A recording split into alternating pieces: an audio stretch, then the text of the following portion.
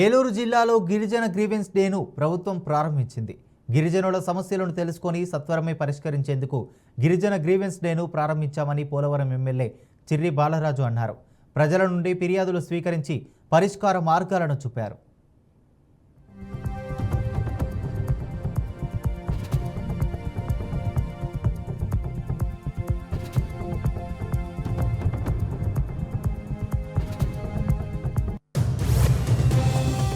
నిర్మల్ జిల్లాకు చెందిన డాక్టర్ దేవేందర్ రెడ్డి ఓ నిరుపేద వ్యక్తికి 15 లక్షలకు మించి ఖర్చయ్యే వైద్యాన్ని ఉచితంగా చేశారు. తన పుట్టినరోజు సందర్భంగా వైద్యుడు ఈ విధంగా మానవత్వాన్ని చాటుకున్నారు. చొక్కాల శంకర్ అనే వ్యక్తి నెల రోజుల క్రితం ఇంట్లో ప్రమాదవశాత్తు కాలు జారిపడి కాలుకు తీవ్ర గాయాలయ్యాయి. ఈ విషయాన్ని గమనించిన ప్రముఖ వైద్య నిపుణులు డాక్టర్ దేవేందర్ రెడ్డి ఖరీదైన వైద్యాన్ని అందించారు. ఆ వ్యక్తికి ఆపరేషన్ చేశారు. దీంతో అతడి కుటుంబ సభ్యులు దేవేందర్ రెడ్డికి ధన్యవాదాలు తెలిపారు. శంకర్ అనే పేషెంట్ మన మహాలక్ష్మివాడ గత 25 రోజుల కింద చిన్న దెబ్బ తాగడం వల్ల కాలుకి లోకల్ డాక్టర్తో కొంచెం కుట్లు వేయించుకున్నాడు.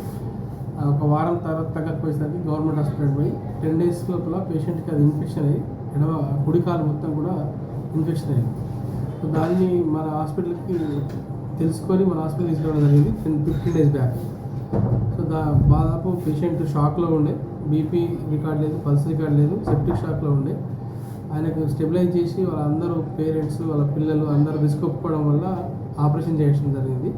మొదట్లో మోకాలి పైభాగం వరకు తీసాము, కానీ ఇన్ఫెక్షన్ కంట్రోల్ అయిపోయేసరికి మళ్ళీ ఐరాగ్య డాక్టర్ పిలిపించి 20 భాగం నుంచి కాలు మొత్తం తీసేయడం జరిగింది. 2 సార్లు షాక్లకు వెళ్ళి పేషెంట్ రివైవ్ అయ్యి దగ్గర ఇట్లాంటి కేసులకి మన ఎక్కడ కార్పొరేషన్ మినిమం 15 నుంచి 20 లక్షల ఖర్చు ఈజీగా అవుతుంది. అటువంటి కేసుని మన హాస్పిటల్లో ఫ్రీ ఆఫ్ కాస్ట్ ₹1 ఖర్చు తీసుకోకుండా వాళ్ళకు ఉన్నటువంటి బీదరికం బట్టి కొంత మెడిసిన్ పెట్టుకోవడం జరిగింది, వాళ్ళు ఇన్వెస్టిగేషన్స్ పెట్టుకోవడం జరిగింది. మిగిలిన హాస్పిటల్ ఛార్జ్ 5 లక్షల డాక్టర్ ఛార్జ్ దగ్గర ₹30,000 మనకు ఇవ్వడం జరిగింది. సో ఇవన్నీ కూడా మన హాస్పిటల్ నుంచి ఫ్రీగా ₹1 ఖర్చు లేకుండా తీసుకోకుండా ఈరోజు పేషెంట్ని డిశ్చార్జ్ చేయడం నాకు చాలా ఆనందం అనిపించింది. నల్లగొండ జిల్లా వేములపల్లి కాలువ వద్ద సెల్ఫీ తీసుకుంటుండగా ప్రమాదవశాత్తు కాలు జారి ఓ మహిళ కాలువలో పడిపోయింది. వెంటనే గమనించిన స్థానికులు తాళ్ల సహాయంతో మహిళను రక్షించేందుకు తీవ్రంగా శ్రమించారు. దాదాపు 40 నిమిషాల పాటు పోరాడి మహిళను సజీవంగా బయటకు తీసుకొచ్చారు. దీంతో ఆమె కుటుంబ సభ్యులు వారికి ధన్యవాదాలు తెలిపారు.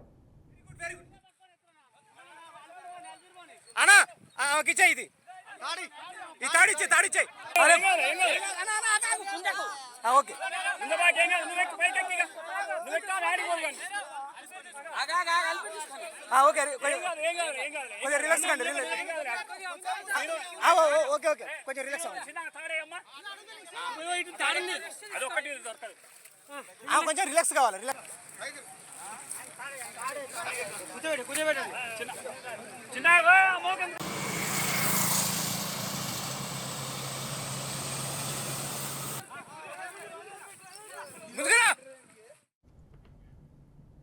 నంద్యాల జిల్లా డోన్లో ఎమ్మెల్యే కోట్ల జయసూర్య ప్రకాష్ రెడ్డి పర్యటించారు.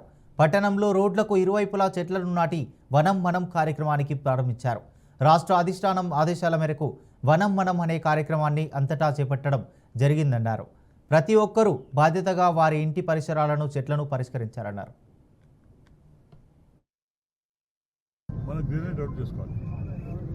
దానివల్ల పొల్యూషన్ కంట్రోల్ అవుతుంది. తద్వారా వర్షాలు పడే మంచి అవకాశం ఉంది. ఎందుకంటే చాలా చోట్ల చెట్టు కొట్టేస్తున్నాం, పొల్యూషన్ అవుతుంది, బాగా పొల్యూట్ అవుతుంది.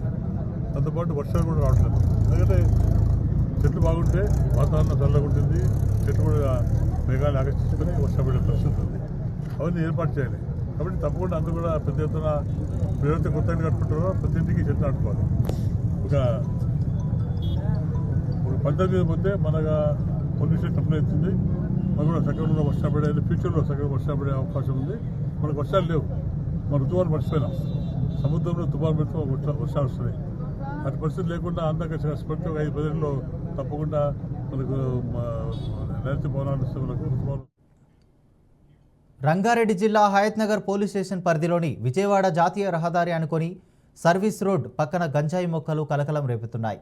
రాఘవేంద్ర నగర్ కాలనీకి వెళ్లే రోడ్డు మూలమలుపు వద్ద ఆముదం చెట్ల గుంపులో గంజాయి మొక్కలు పెంచుతున్నట్లు గుర్తించారు.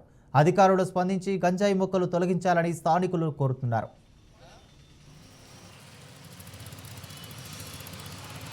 అలా జాయింట్గా